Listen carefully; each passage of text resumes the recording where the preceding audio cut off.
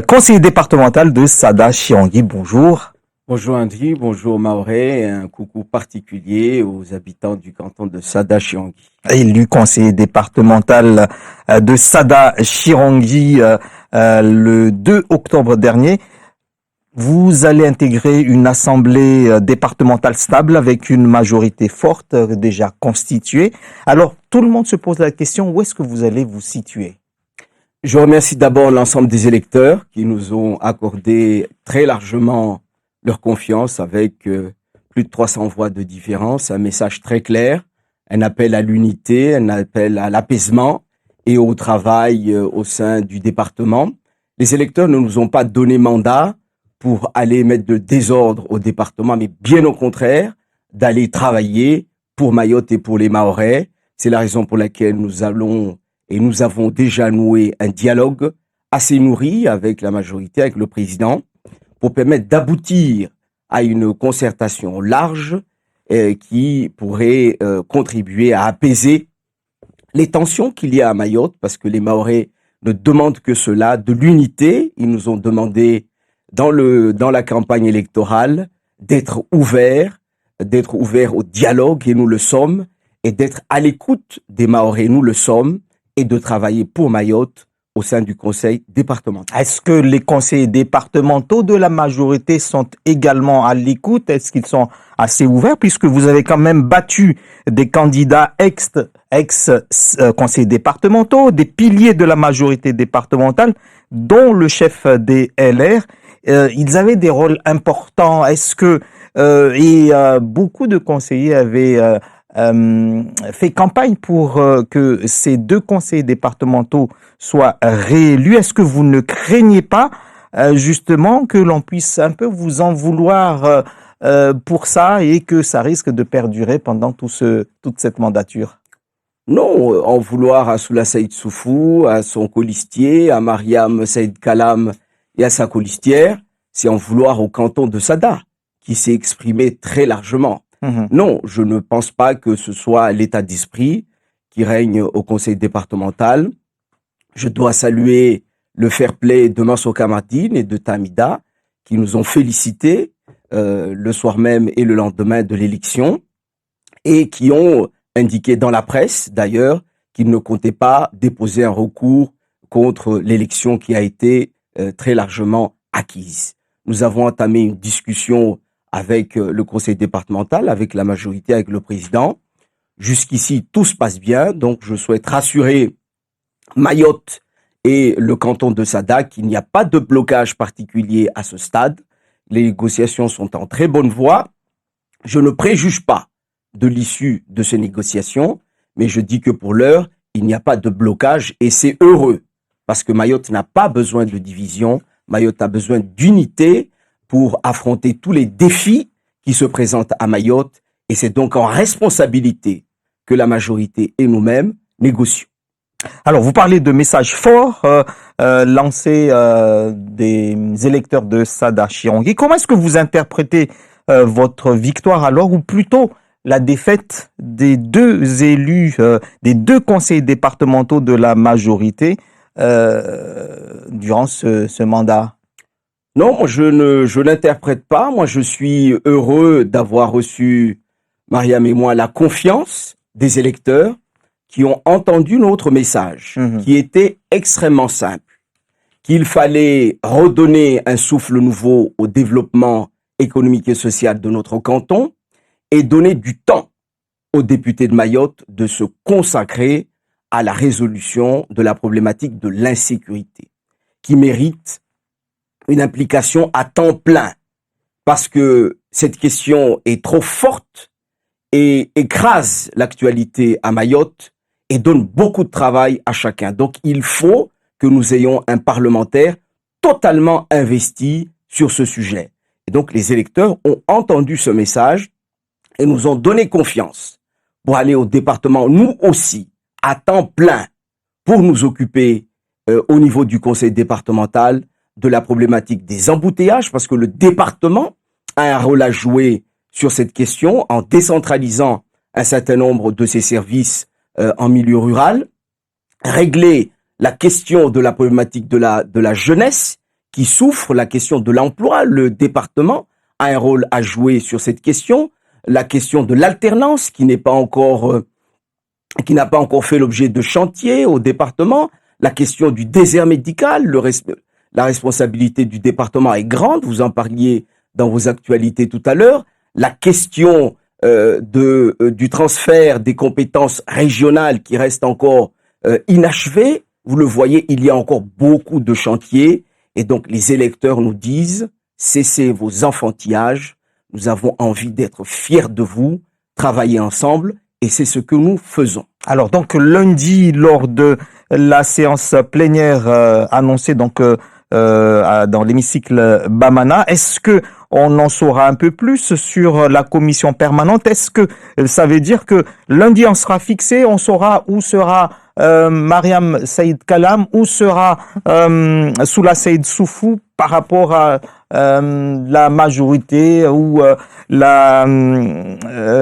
l'opposition? Est-ce qu'on saura si vous entrez s'il y a une vice-présidente nouvelle, Mariam Kalam, ou peut-être que vous serez, vous, président du conseil portuaire? Tout cela, ce sera résolu lundi, on en saura un peu plus? Vous serez fixé? Non, lundi, nous allons discuter de toute autre chose.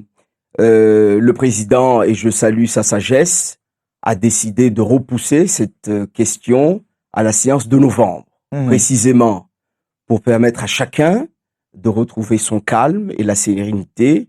Le conseil départemental doit être un lieu d'expression, un lieu de la défense des intérêts de Mayotte. Évoquer cette question si tôt aurait été préjudiciable, nous le pensons, à l'équilibre et au calme nécessaire qui doit régner au sein de l'hémicycle. Nous allons donc débattre de l'installation et de la modification des commissions thématiques au sein du département et laisser du temps jusqu'à novembre pour que le dialogue que nous évoquions tout à l'heure entre l'ensemble des élus puisse se dérouler dans le calme, et je salue la sagesse du président. Donc, la commission permanente ne sera pas encore connue entièrement lundi, c'est ce que vous dites? Non, c'est ce que le président a dit dans la convocation que nous avons reçue. Le point concernant l'élection de la commission permanente n'a pas été inscrit à l'ordre du jour. Alors, vous avez été accueilli protocolairement par le conseil départemental la semaine dernière. Vous avez échangé avec le président Ben Issa. Vous, qu'est-ce que vous attendez de lui et qu'est-ce qu'il attend de vous? Parce que vous avez discuté longuement. Oui, moi je suis allé porter un message de confiance, de partenariat et d'amitié de la part des électeurs du canton de Sada au président et à sa majorité. Nous n'avons pas mandat, nous, Mariam et moi, je le disais tout à l'heure, d'aller en confrontation avec la majorité actuelle. Notre mandat est très clair, travailler avec la majorité du conseil départemental, travailler utile au sein du conseil départemental. Le président a accueilli très favorablement ce message et c'est la raison pour laquelle, je le répète, il n'y a pas de blocage actuellement dans le cadre de nos échanges. Je le répète, je ne préjuge pas de l'issue de ces négociations, mais je suis confiant quant à la qualité de la discussion que nous devons avoir, parce que les Mahorais nous disent ceci, et je le répète, vous devez travailler ensemble. Mayotte n'a pas besoin de division, Mayotte a besoin d'unité, Mayotte a besoin de tous ses enfants pour régler les problématiques qui préoccupent les Mahorais. Et moi, je le répète, Mariam et moi, nous sommes extrêmement disponibles au conseil départemental et nous travaillons à l'unité de l'ensemble de la classe politique et de toutes les tendances politiques qui sont présentes au département. Alors, à vous entendre, il n'y aura donc pas de grands changements avec la présence de votre binôme au sein du conseil départemental, en tout cas sur les orientations, puisque la majorité sera là. Ben Issa va continuer sa politique. Ou est-ce que quand même vous aimeriez être entendu, et comment faire pour que votre touche, que votre voix soit entendue et prise en compte au sein de cette majorité déjà constituée et finalement stabilisée? Notre voix sera entendue, elle est entendue même en dehors du conseil départemental. Les Mahorais nous entendent souvent, nous n'avons pas besoin d'être dans une majorité ou dans une opposition pour nous faire entendre. Oui, mais pour passer des projets, il faut que vous soyez entendu et soutenu au sein de Maintenant que nous sommes au conseil départemental, nous le disions, nous entendons être utiles au conseil départemental. Il y a suffisamment de dossiers au conseil départemental pour que chaque élu puisse avoir de quoi s'occuper. Ce que nous disons à l'ensemble des élus et au président, c'est que devant les défis que nous avons à Mayotte, chaque élu du conseil départemental, sur les 26 présents au conseil départemental, doit être utile. Nous n'avons pas le droit d'exclure des élus, d'exclure des cantons, parce que nous voulons gérer les affaires publiques de façon partisane. Ce n'est pas ce que les Mahorais, veulent.